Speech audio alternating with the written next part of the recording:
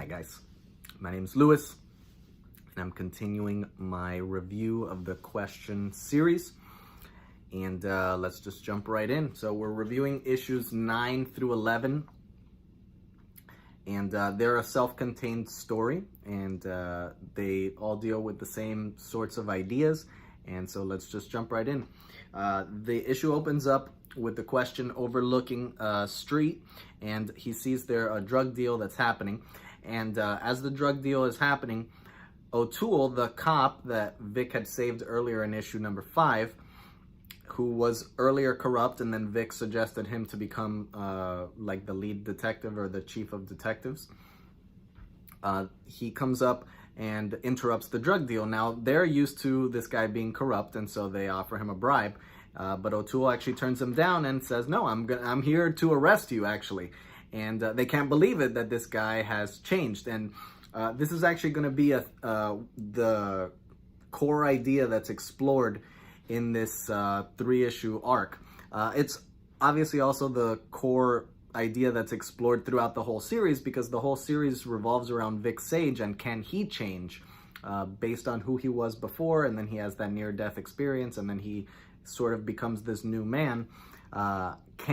Is Vic Sage redeemable? That's the question that is essentially asked throughout the series. And so O'Toole here is trying to redeem himself, himself for his past actions. And so, he actually declines the bribe and says, "No, I'm here to arrest you."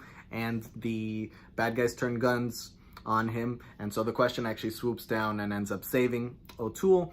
And they, after he beats up the guys, they arrest the guys, and O'Toole is very grateful for the fact that the question has saved him. So now it's time for the question to go home, and he ends up changing out of his identity from the question into Vic Sage. And there's this moment in the issue where after he transforms, Vic Sage says to himself, "There's a part of Vic Sage that feels this melodramatic ritual, this changing of identity, is silly, and another part of him that loves it." And I don't know if this is what Denny was going for here, but this is essentially what came to my mind as I was reading that, is that men, now I'm a man, obviously, so I can only speak from my own personal experience. I'm not a woman, so I don't know the full ins and outs of female psychology. Having a wife and daughter, and obviously a mother, and several female friends, I don't think that women suffer from this same sort of psychological, I'm gonna call it an issue, but I'm essentially gonna make the case right after that it's not an issue, but this psychological issue where men essentially, from my perspective, never truly mature. And what I mean by that is that when we're kids, we think certain things are cool, right? Like, we have this heroic ideal in our head that we think is cool, right? And that's why we, watch things like G.I. Joe or Ninja Turtles, why we read comic books and love characters like Batman and Superman. Part of it is obviously the action and all of that stuff, and men obviously are geared towards liking that sort of stuff. But there's also that idea of like heroism, right? Is like being that heroic ideal. And again, it's why as we start getting older, we even, some of us still like superheroes and all of that kind of stuff. Obviously, I'm one of those people. But then, even as men get older, even if they leave behind those things, they'll still like action movies. Even like, if you want to argue, like people that are like ultra sophisticated, men that are ultra sophisticated, they're still gonna watch things about like political candidates that are the ideal man, or things like that, right? Because men always have that sort of ideal man picture, that idea of a hero that they want to look up to and aspire to be. And in a sense, there's something childish about that, right? Thinking of some person as an ideal. That's childish, because there's no such thing as a person who's an ideal. But at the same time, and this is why I say I'm going to argue against it being an issue, I actually think that men should lean into that and actually embrace the fact that we have that inside of us. The idea that we want to be a hero, I don't see why that would in any way be bad. Now, obviously, it can be turned towards bad ends if you think that you're a hero and you're actually doing something evil, but you feel justified in your own head doing it. But at the same time, if you are mature enough and you're wise enough to know what it actually means to be heroic, what a hero actually looks like, and really the only way that we can determine that is by looking at heroes from the past and seeing people from the past who've actually had positive impacts on the world, versus people who were deluded into thinking that they were heroes. Hitler is probably the chief candidate for that sort of a person. Somebody who in his own mind thought that he was a hero, but in reality he was actually a villain. By looking at heroes from the past, like to me, like people like Mother Teresa or people like Martin Luther King Jr., people like that, those are heroic people. Gandhi obviously is another person like that. These are people who caused positive change in the world. And so can we look at their lives and model ourselves after these heroic figures and then do likewise? And I think that men should lean into that. We shouldn't be embarrassed about the fact that we have this heroic ideal built up in our head, and the fact that we do stay a little bit childish for our whole lives, because I actually think that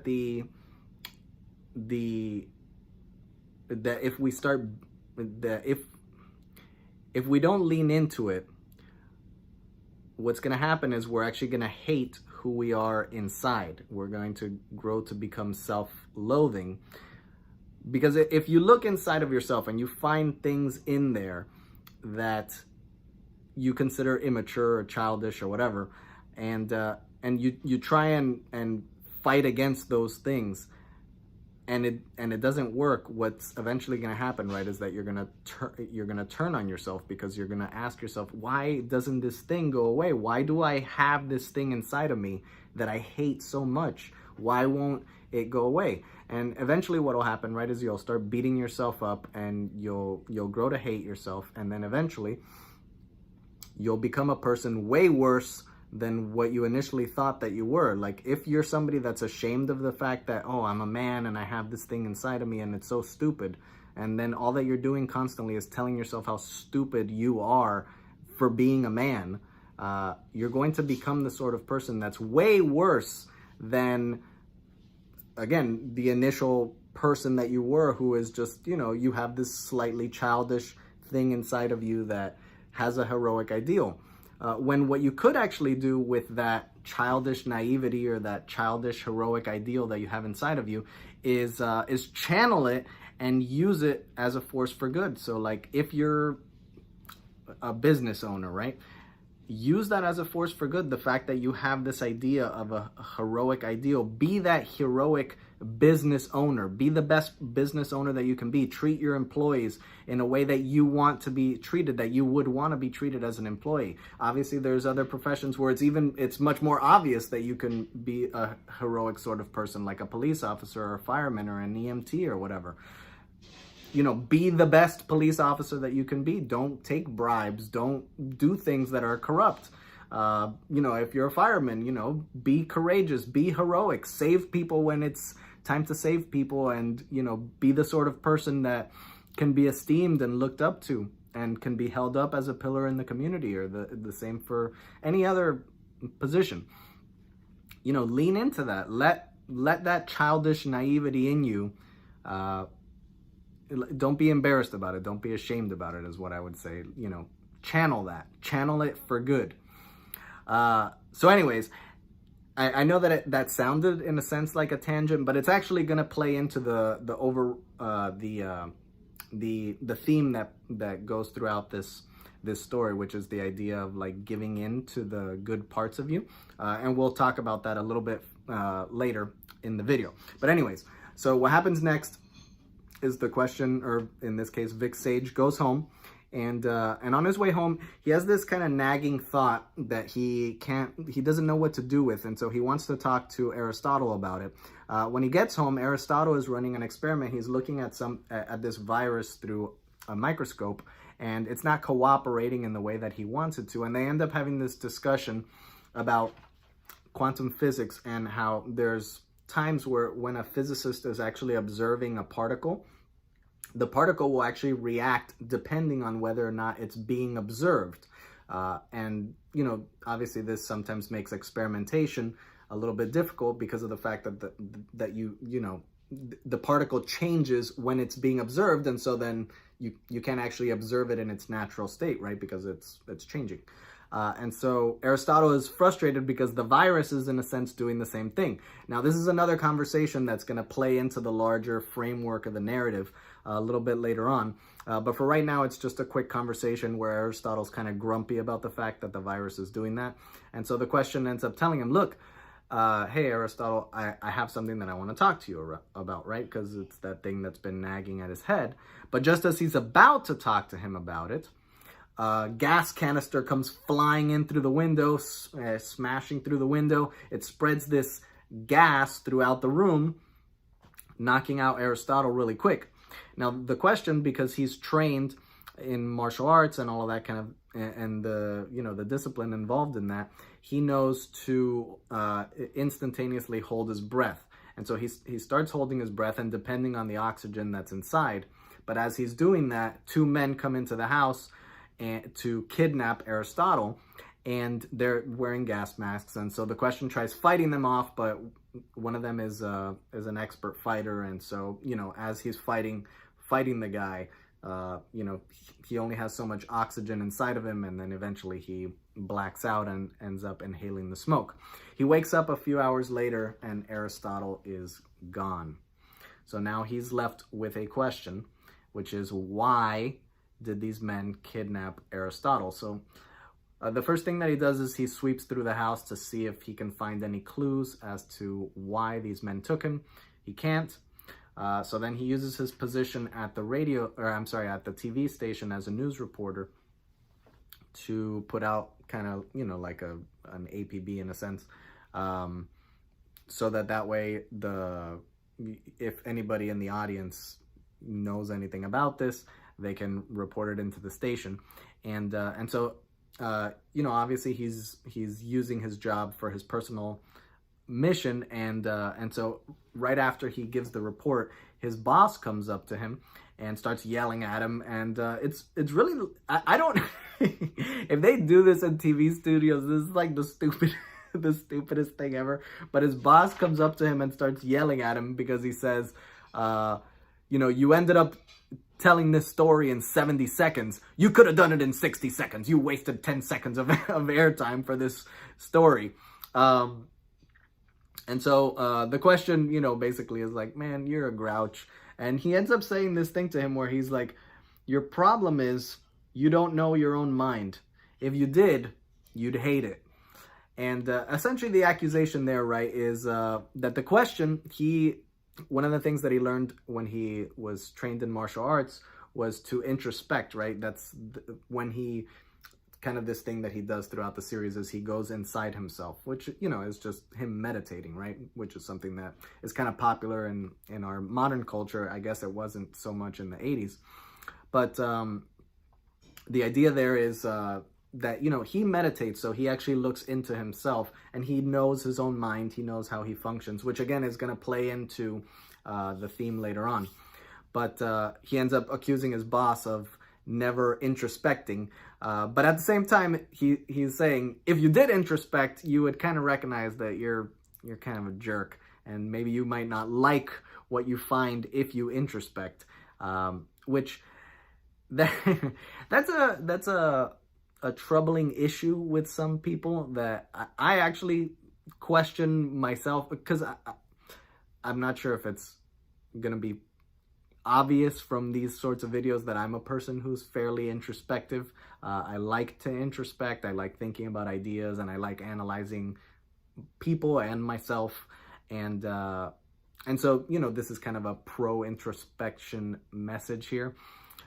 But I've often, interacted with people that they're so filled with anger that you wonder to yourself, would it be a good idea for this person to be introspective? Because what what they'd find inside themselves is in a sense is chaotic. And I often wonder to myself, like, what is it like living in that person's head? Like, they're so emotionally driven that like they fall into these like rage fits.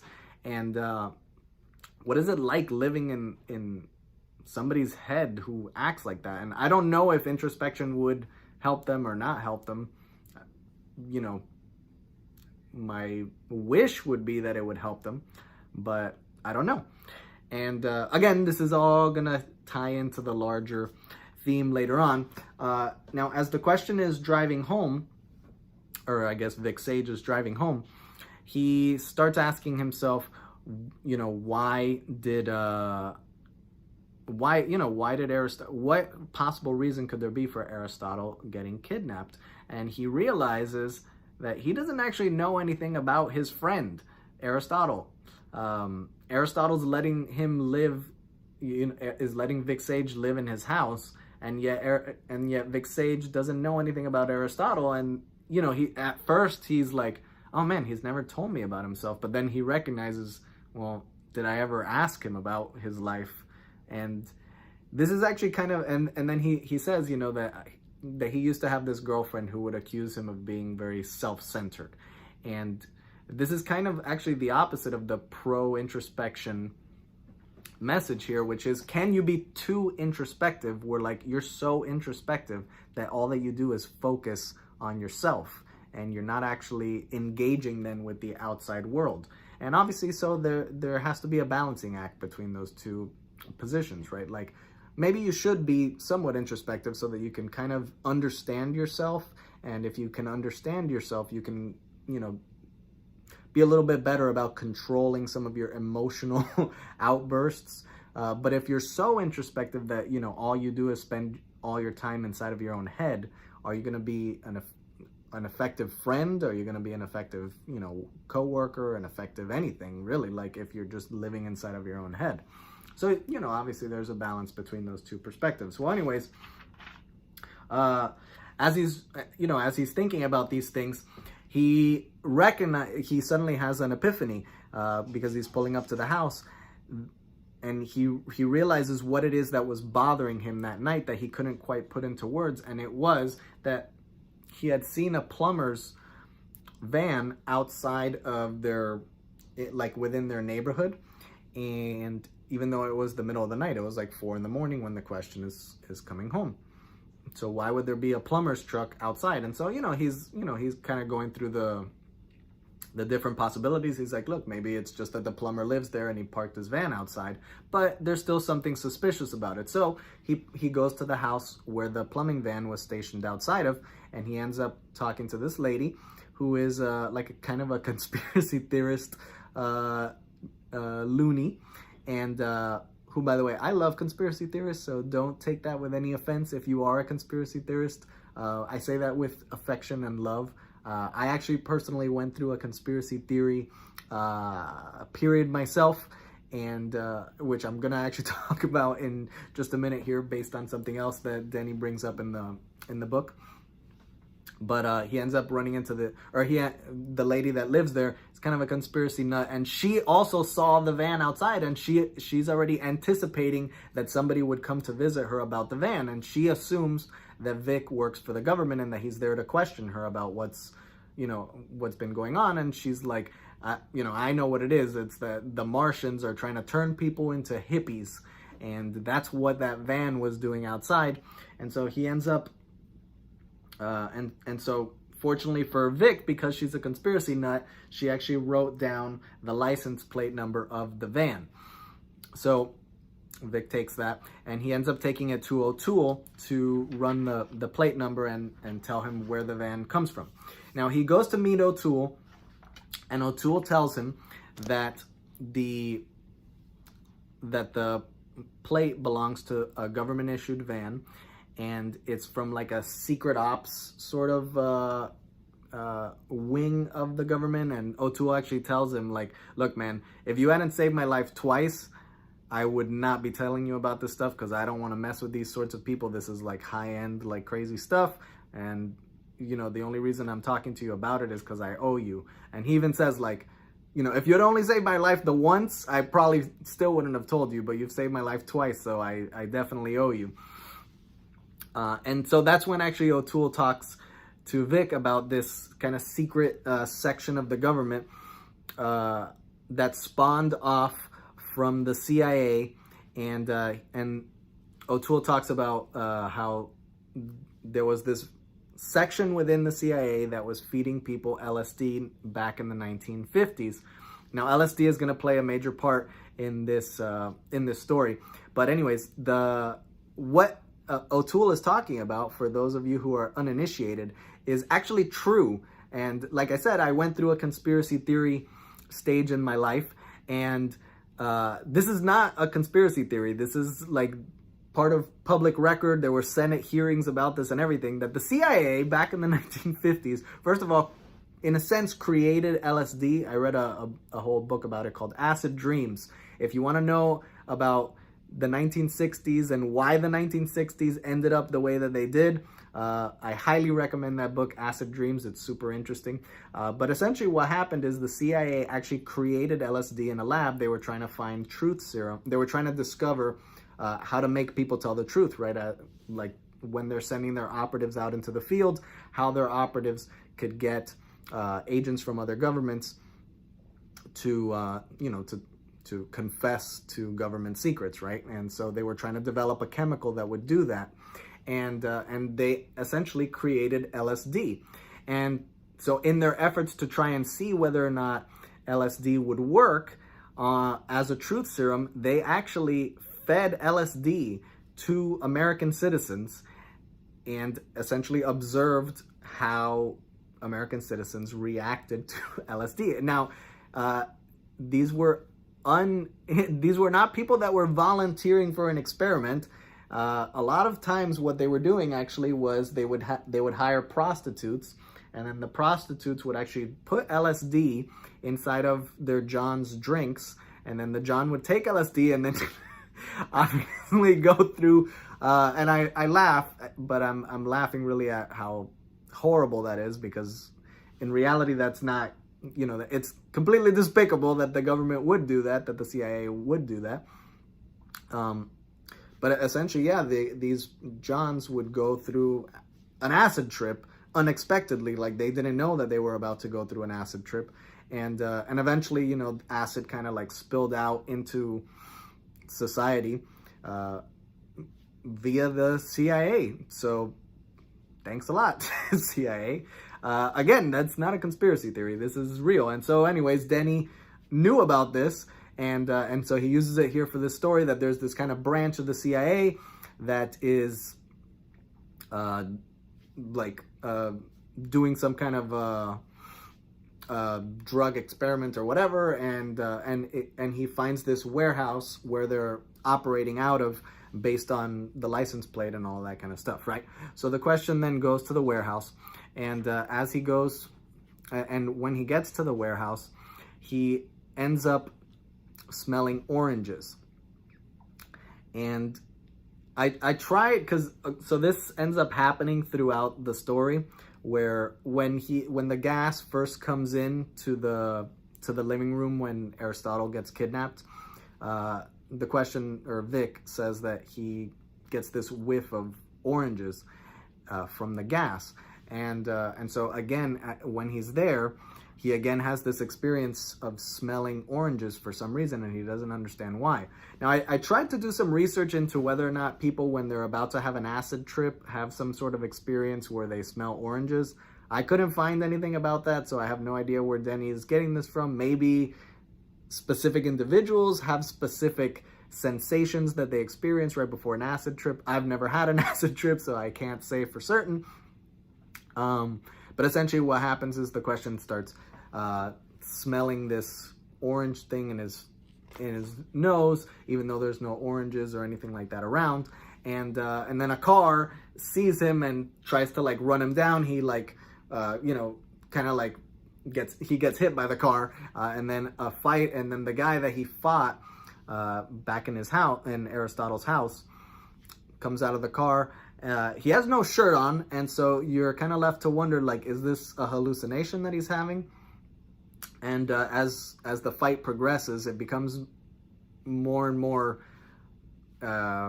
obvious that, you know, maybe the fight itself is not a hallucination, but that he's definitely hallucinating. And he ends up seeing Aristotle hung up on a tree. I'm not sure if the Jesus metaphor there is intended to mean something, because it's very obvious that, you know, he's in that crucifix pose.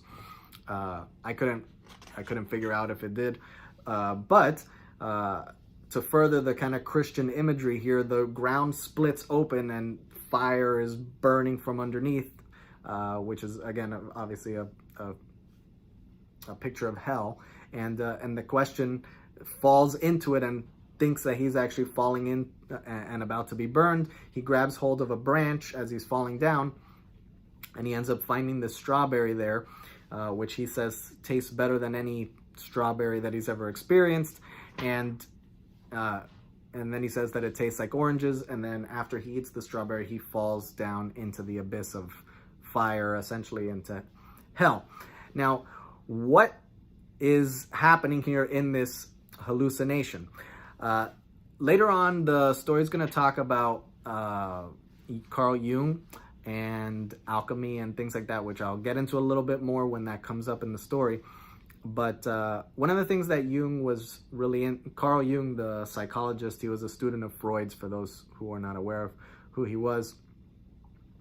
He had a lot of ideas about religion and how religion interacted with the human psyche. And like, I'm actually going to talk a little bit more about some of his perspectives later on in the video. But one of the things that he studied was Gnostic Christianity, and this idea that through knowledge, a person can be transformed or saved. If you're familiar with with the language of Christianity, saved, you know, being essentially that you're reborn and then that you're now eligible for eternal life. There was this branch that spawned off from Christianity called Gnostic Christianity, and within it, the idea was that based on secret knowledge, you could be eligible for eternal life. And so from their perspective, in the Garden of Eden, the God of Genesis was actually a bad figure, because he actually did not want Adam and Eve to experience knowledge. And so the serpent, from the Gnostic understanding of Christianity, the serpent is actually a good figure, because he helps Adam and Eve to gain knowledge.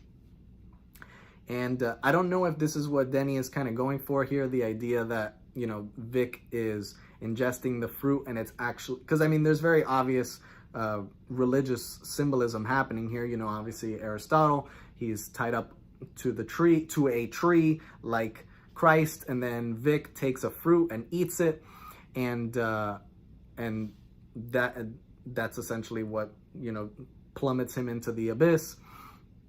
And so I don't know if the idea there is that Denny is playing with the idea that, like, knowledge is actually the thing that saves us, or because, you know, some of the themes that are gonna occur later on kind of seem to reflect this to a degree. I'm not 100% sure if that's what Denny was going for here, but at least that's my understanding of the symbolism here. So anyways, as the story continues, what happens next is, even though Vic is going through this acid trip, he recalls this memory of an earlier acid trip that he had unintentionally. Why, in this case, it's also unintentional. So all of his acid trips have been unintentional, poor guy, just like those Johns in real life. And so what he remembers is that there was this guy back, you know, when he was in college. He had a friend that gave him some LSD and didn't tell him what it was, and so Vic ends up having this, like, terrible acid trip. It's a bad trip, and so when he finds the guy the next day, he punches him in the face in in revenge for that. And so after he remembers that, suddenly he wakes up, and poor guy, poor guy, this is terrible. He wakes up with his face in the ground like that. And so essentially this whole experience has been in his head, and the whole time he's been face first in the ground. So he ends up meditating to himself and going into himself to try and get out of the acid trip, and eventually it works.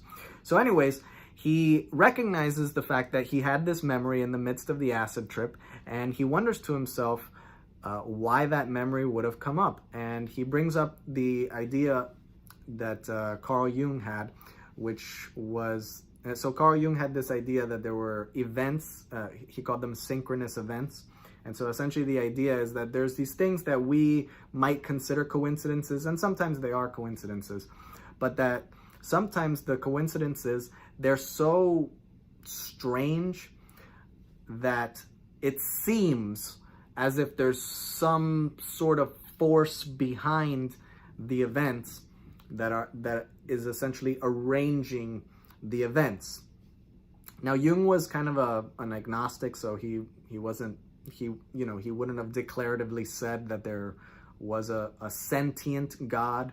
He did believe in a certain sort of God, which was a product of the collective unconscious, which is another one of his ideas, which is essentially the idea of the collective unconscious is that deep down inside of us, we have all of these mechanisms that we inherited from our evolutionary past, and those mechanisms kind of bind us together in a sense. So we have like common mechanisms deep down inside, which are realized in imagery, and so essentially what Jung believed is that like religion was a manifestation of these collective of these thoughts and symbols from the collective unconscious, which is why a number of different religions have very common symbols and very common stories, because these religions are actually us grappling with things that are deep down in our collective unconscious. And so he believed that the collective unconscious, in a sense, served as like a stand-in for God. And so, regardless of whether or not there's an actual God beyond. So Carl Jung would have been an agnostic about whether or not there's a God beyond this collective unconscious version of God, which is essentially just the collective of all of human mind, of all the human minds together. But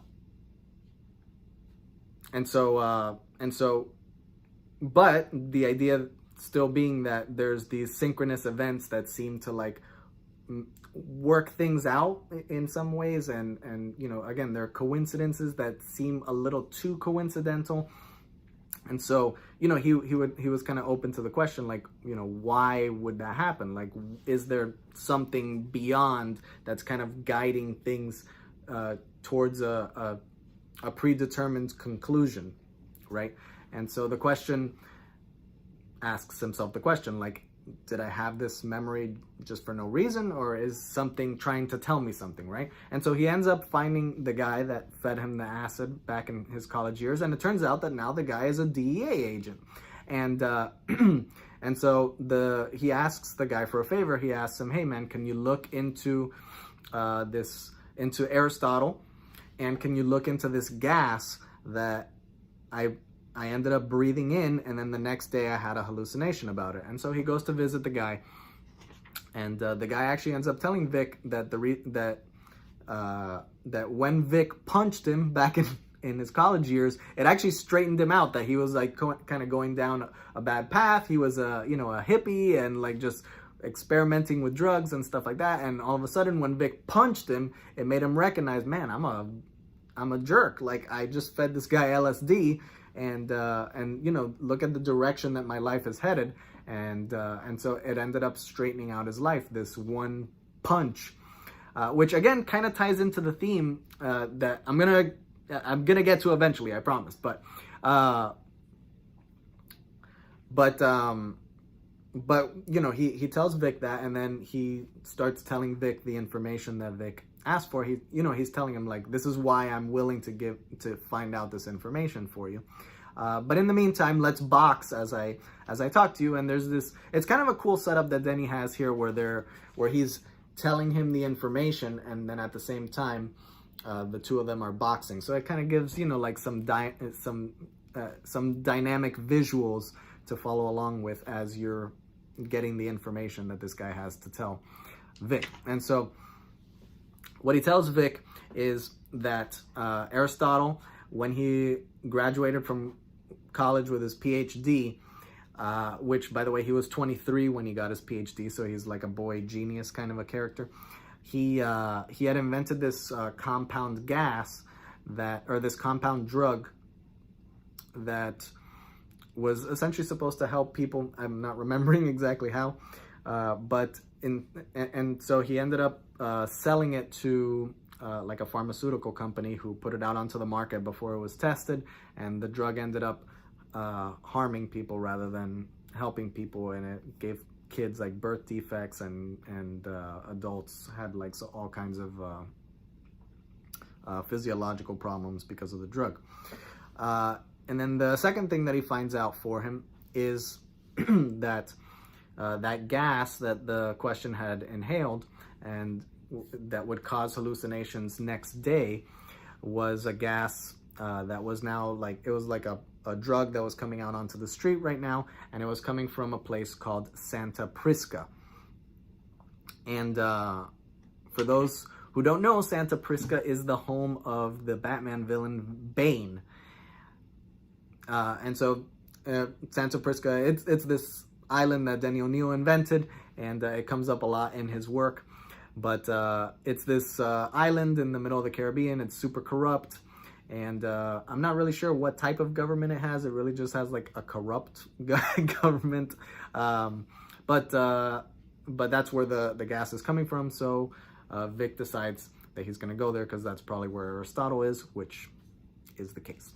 Now, before he leaves, there's this one moment where I didn't understand what Denny was going for here outside of a cute little like conclusion to the conversation where so throughout the boxing fight, the guy keeps hitting Vic and tagging him, and Vic keeps taking it, and he's not really like fighting back very much, and the guy keeps chiding him and being like, hey man, like what's going on? Like, aren't you like, fight back, like when did you become such a wimp? And he keeps like insulting Vic, and so then right when the guy finishes giving him all the information, Vic's like, hey man, you said that that one punch that I gave you back in college changed your life, right? And the guy's like, yeah, that did happen. And so then Vic's like, all right, man.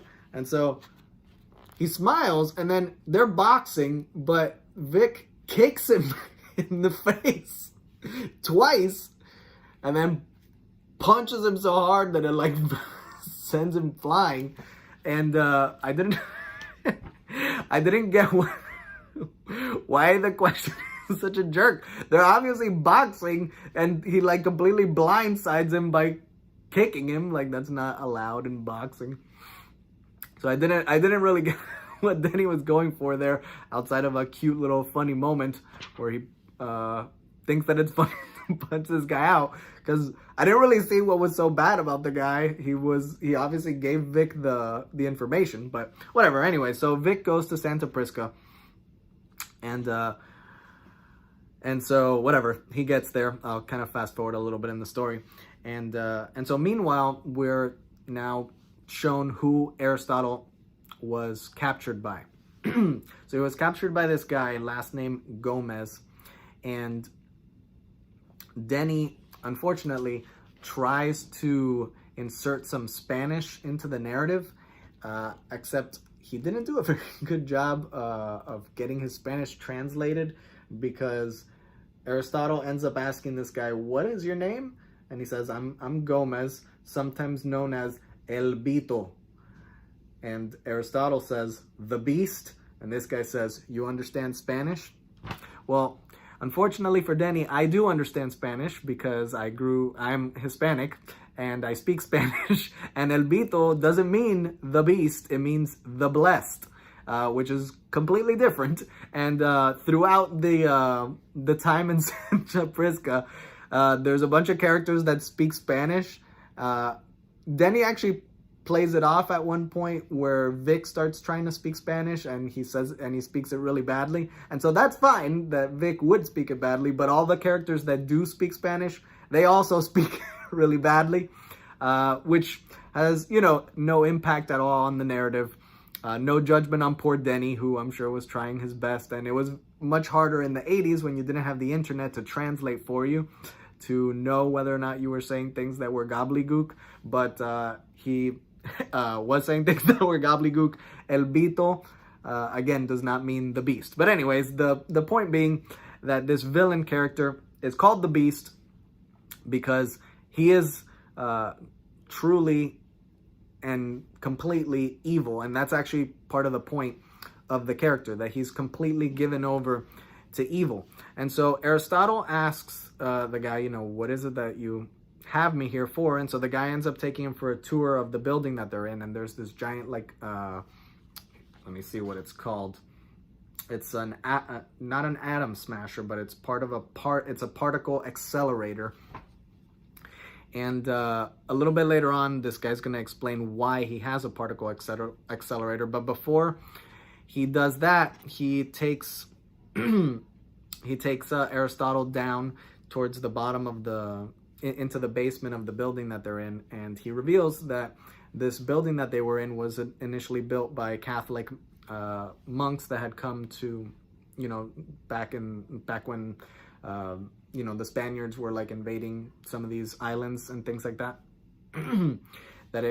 that the building was constructed by these Catholic monks, and in the bottom there was this dungeon where they used to torture people who were not believers, so that they could, convince them to become believers through torture. Which, by the way, if you're a religious person, I don't think that that's a healthy way to express your religious convictions, to do that. And anyways, the character, the Beast, Gomez, he calls for one of his men to bring kind of like an innocent peasant into the room, and he, right in front of Aristotle, he tortures the guy. He puts like a searing knife, he takes a knife, he puts it in fire, he cuts the guy and ends up like slitting the guy's, first he tortures him a whole bunch, harming, like cutting him with the burning knife all over, and then eventually he just slices his throat and kills the guy. And the point that the guy is trying to make is that he is a sadist, a born sadist. He grew up kind of privileged, and so life to him is very boring, and so the only thing that he gets pleasure out of is harming other people. And so he confesses to Aristotle that he is inside a monster. He's completely corrupt. And so the idea here is that there's this man that is completely evil. There's nothing redeeming about him. And so this is Denny taking his theme and kind of pushing it out all the way to its extreme to see if it,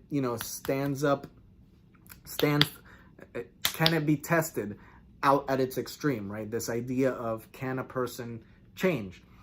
So this man reveals that to Tot. Now, in the meantime, the Question is wandering through the city, and he comes upon this lady fighting with a guy, and the guy is a general in the army in the Santa Priscan army.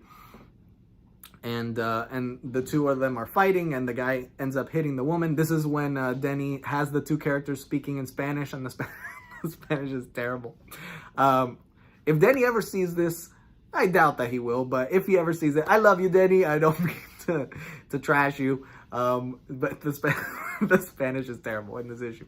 So anyways, the guy ends up hitting the lady, and so the Question, like a hero, comes in, rescues her.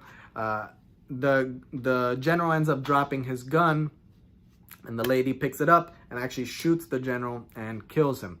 And it's revealed that this general was a jerk. And so now what the Question ends up doing is taking the general's clothes and disguising himself as a general. And then he asks this lady, hey, can you help me to get into this guy's base, because I'm trying to find a friend of mine, right?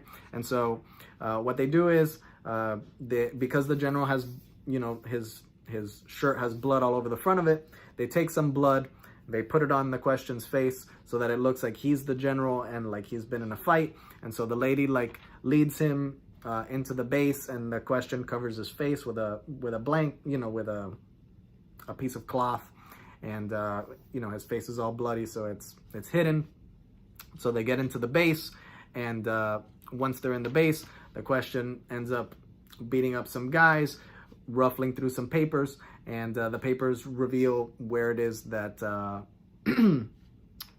does he go through some papers? Let me actually go back to that. He ends up going through, yeah, exactly, that's what it is. He ends up going through the general's room and stuff, and he ends up finding like a map to, if I'm remembering right, it's like a map or something like that to where Aristotle is, right? So he goes to invade this place. All right, now here's where we're finally gonna get to that like theme that I told you that, or that I promised that we were gonna talk about, which is, so now Aristotle, he's having tea or coffee or something like that, as am I, with Gomez, El Bito, the beast, or the blessed, and Aristotle and is asking the guy, like, what is it that you're trying to accomplish here, right? And so the guy ends up telling Aristotle that his dad knew Aristotle when Aristotle was in college, and his dad had always talked about how Aristotle was essentially the smartest person that he'd ever known. And so this guy has brought Aristotle here to help him conduct an experiment. So what this guy wants to do is he wants to fulfill the goal of the ancient alchemists. Now at first, Aristotle's like, I don't know anything about alchemy. All I know is that they were a bunch of like weirdos that wanted to convert lead into gold. And this guy ends up correcting him and being like, no. That was part of what they were after, but that was actually the means to the ends. What they were actually after was discovering whether or not you could transmute the human soul through this process in which the observer sees something transmuted from one substance to another, and through that process the observer is actually transmuted, right? And so that ties back to that earlier idea of that Aristotle and the question were discussing, where he's observing the virus and the virus isn't reacting because of the fact that he's an observer. And so in the same way, the particles, when you're observing them, they don't react in the way that they're supposed to because you're observing them. Well, he wants to see if the process works in reverse, where seeing something transform actually operates on the observer and transforms the observer, which is apparently something that the early alchemists believed was possible. Going back to Carl Jung, I know some about Carl Jung and his theories and things like that. I've read Man and His Symbols and kind of a primer on Jungian psychology, like a little book. It's like 120 pages that kind of goes through most of his ideas. I'm not very familiar with Jung's ideas on alchemy, but in preparing for this video, I read a little bit of it and a little bit of his ideas. And so what Jung believed was that alchemy was the original, or that alchemy was a symbolic representation of the individual's ability to self-actualize. And so if you're not familiar with psychological terms like self-actualize, which, I know some people are, but it's not like a mainstream sort of term. So the idea of self-actualization is essentially reaching your full potential as a human. And so the process involved in that is essentially what I was talking about before when I was discussing how men need to kind of lean into that part of themselves that wants to be heroic and not think of it as childish or like look down on it and hate it, but actually embrace it and like internalize it and let it and channel it and let it fuel good behavior. Well, what Jung believed was human beings are very complex creatures, right? And we have these hidden processes inside of us, which he, branching off of Freud, he called the unconscious. And so the unconscious is all of these things that are happening inside of us that the conscious part of our mind is not aware of, right? And so the self-actualized individual is somebody who can look, into themselves, understand their unconscious processes, understand essentially who they are, right? Like good for good and bad, right? So if you're like a rageaholic, or you have lust, like heavy duty like lust issues, or you have whatever, you're a pathological liar, whatever whatever the case is, right? You can look inside of yourself and detect those parts of you, right? And so then what you do is you aim for a high, so you have in your mind a higher ideal, like what is the ideal man, right? Which ties back into that what I was talking about before, that men have this hero worship complex kind of like wired into them. So you take what is an ideal man, and then you take the bad parts of yourself, you recognize them, and then you essentially channel them to become the sort of person that can be that ideal man. Now, for things like, lying, there's not really any way to, I would say, channel lying into becoming an ideal man. But what you can do, right, is recognize, the fact that if you're a pathological liar, right, you're going to be a good storyteller. So instead of being a liar to people in the world, what you can do is channel that power that you have, or that ability that you have to be a storyteller, and use it to do good in the world, right? So then you could be a writer, or be a public speaker or something like that. So that's the idea, right, of self-actualizing, is that you take both the good and the bad that's inside of you, and you channel it, you use all of it together, you become a whole individual, understanding who you are, understanding all of your unconscious processes. You become a whole individual, and that individual is now able to go out into the world and affect the world positively. So that's the idea that Jung had, and he believed that alchemy was a symbolic representation of people who wanted, essentially that the alchemists wanted to achieve that, right? And so their processes were like a symbolic version of that actualization process, where you transmute, again, something not good into something good. So that's the idea that Jung had in terms of alchemy. And so that's essentially what this guy believes here too, which is, although he's looking for, in a sense, a quick fix, which is, can this one event, if I see lead transmuted to gold, will the event instantaneously change me? And that's essentially the question that the story has been wrestling with the whole time. Can one event transform a person? And how subtle does that event need to be versus how dramatic does that event need to be? In the case of Vic Sage, right, he has a dramatic moment where he's shot in the head and he almost dies. In story, he technically dies and is reborn. In the case of O'Toole, he has a much less dramatic moment, right? Like, it's just him kind of like looking into himself and recognizing, man, I've been a corrupt cop this whole time.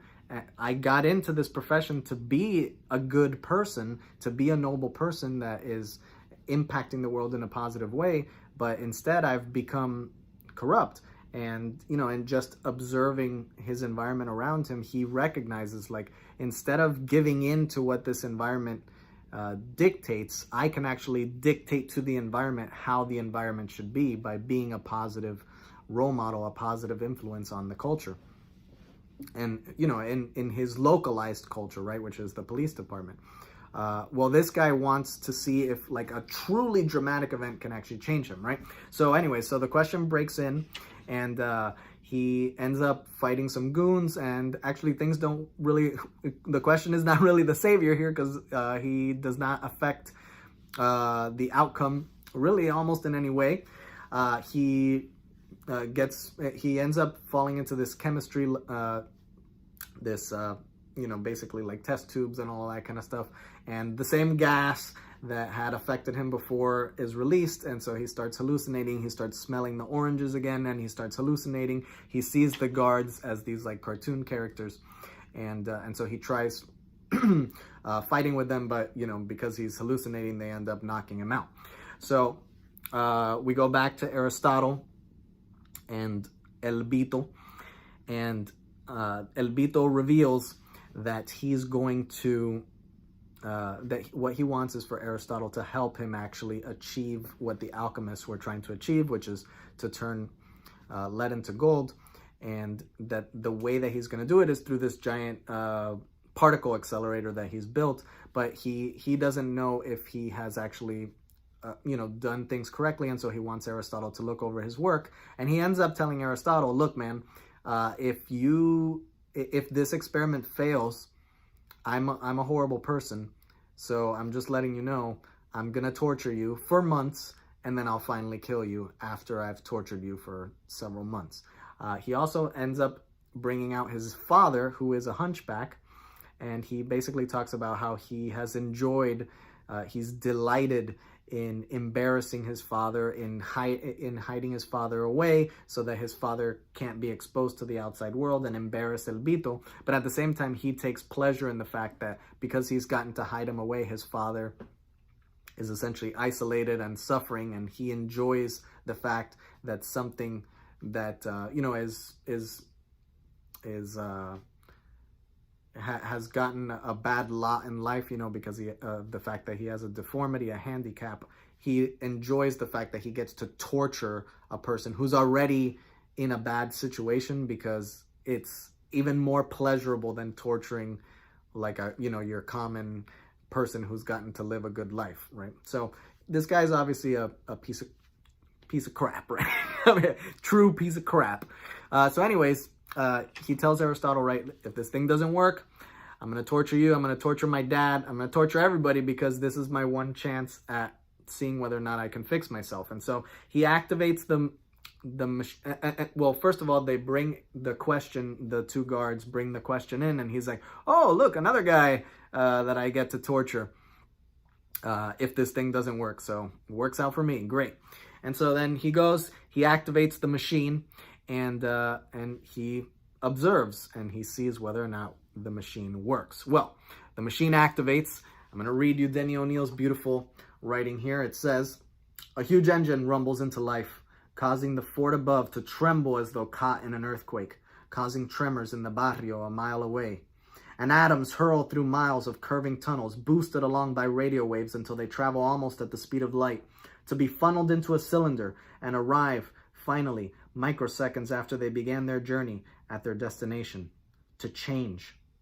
Atoms broken, electrons stripped from nuclei, protons sundered from neutrons, protons and neutrons shattered into showers of muons, neutrinos, kaons, photons, bosons, mesons, gravitons, the stuff, non-stuff, maybe stuff of the universe, spinning and bouncing and whirling, a mad dance.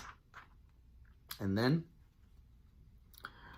the guy, El Vito, he's there, he's normal, then all of a sudden he starts to shine, and it turns out the thing works.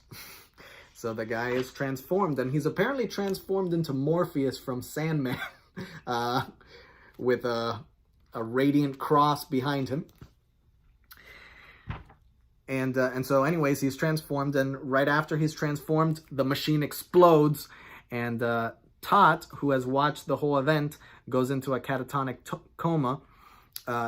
He's awake, but he's not there. And so anyways, so the machine has exploded, and like there's chaos going on everywhere. Everybody's trying to escape, and so the question ends up able to escape his bonds, and he gets Aristotle. He carries him, and he ends up passing out eventually because of the gas and all that kind of stuff. But the lady that he had rescued earlier, fortunately, he passes out in front of her, and she ends up putting him on an airplane and sending him home. So anyways, he gets home with Aristotle, and Aristotle is in a coma, and kind of indeterminate amount of time passes, and it's revealed to us that a doctor has already observed Aristotle and told Vic that Aristotle is that there's nothing physically wrong with him. It's just that he's seen a traumatic event and his brain essentially shut down. And so Aristotle watched this guy transmutate right in front of him. And so the question kind of talks to him and is telling him, like, look, I don't know if you're ever going to wake up, but I'm going to talk to you anyways, because the question loves him. And so, he's kind of discussing things with him, and he ends up telling him that after the lab burned down, all the information in the lab was wiped away with some sort of magnetic tape. So all the computers were wiped out. So all of the information in terms of this alchemical reaction is now completely gone. But periodically, there is this man living in the forest. He has a hunchback as a companion, and he'll periodically emerge from the forest to do good deeds. And he helped a handicapped woman make it to the hospital, and he paid for this other person who was suffering. He paid for their bills. And so the idea there is that the El Bito, the monster, the beast, was transformed into a noble person by having witnessed this event. Now, whether or not that works in real life, I cannot say. But one of the other things that the question ends up telling Aristotle is that the island of Santa Prisca is named after a saint. It was this woman, Prisca, obviously, who came and kind of helped the poor and all that kind of stuff. It was revealed later on that, unfortunately, that story was all made up. It was a fairy tale, and so the island is named after a fake character. And so Aristotle suddenly wakes up, and he ends up telling the question this, which is a very, very Jungian, and I'll explain why in just a second, a very Jungian thing to say. He says, so the question is asking, makes you wonder, doesn't it? Can something change a monster into a saint? Is just wanting that change enough to cause it? Now, that's a good question, right? Is the alchemical reaction the thing that changed this guy, or was it that deep down he didn't want to be a monster, and that was enough to elicit the change? And, obviously that's a question for us. Do we need that dramatic event, or is the dramatic event just an excuse to give us that thing that we really want inside? And and do we really want it? Does the dramatic event require that we want to change? That's the question. And so then he says, or is it all like our girl Prisca, a fairy tale?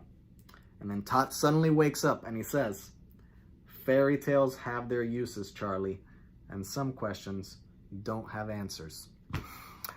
And like I said, that's a very Jungian thing to say, because Jung believed that stories were the vehicle to transformation. And it's why he was actually a proponent of religion, because he believed that religion was the storehouse